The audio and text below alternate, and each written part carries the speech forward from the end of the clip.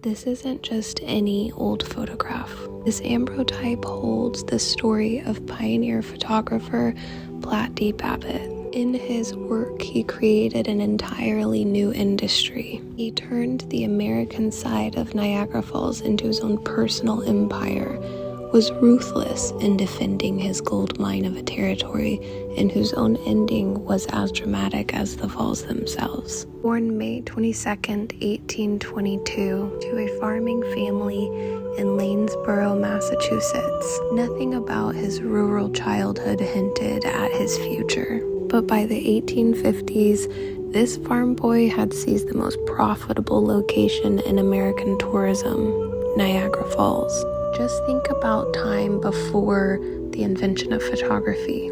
Every traveler relied on memory, maybe a detailed story, and for some, a rough sketch or painting to remember their journeys. And even during Babbitt's era, the idea of taking a camera with you was nearly impossible, as the equipment, chemicals, and knowledge to do so was not easily attainable. But his entrepreneurship and innovative ideas clearly solved this problem, and he decided to set up his tent with photography equipment positioned permanently at Horseshoe Falls.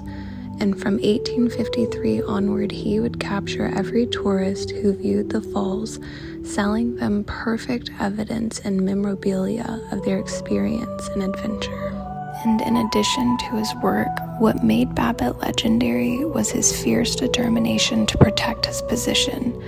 Observers have written that when other photographers tried to copycat in his place at Niagara, he and associates would use large umbrellas, ultimately blocking the shots the rookies tried to get. He also created one of the earliest forms of photojournalism by capturing the drowning of James Avery in 1853. Avery and his friends were boating in the river above the falls when a current capsized their boat. 2 of the men had died, while Avery for 18 hours held on to a log pinned by large rocks.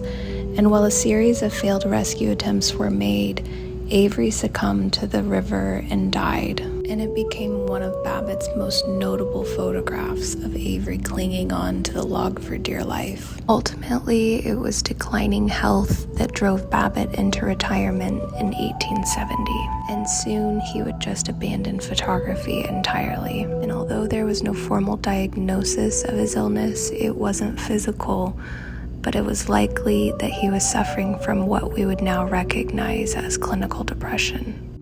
And on the morning of August 21st, 1879, the Niagara Falls Gazette reported that Babbitt had taken his own life by drowning himself at South Wales, New York, in Erie County, New York. Something he had deliberately planned and was heartbreakingly methodical.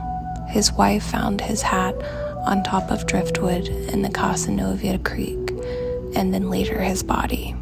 Holding on to something that Babbitt physically created and touched 170 years ago is a profound feeling of connection. It feels somewhat like an intimate bridge across time to his lived experience. I wish he could see how we truly value his work today, and how in such a raw format he captured the authenticity and magic of Niagara Falls, and of its visitors absorbing its powerful presence.